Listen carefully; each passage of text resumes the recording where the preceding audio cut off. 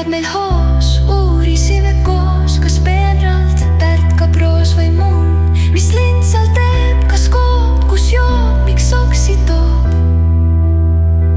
ja sain nii lastel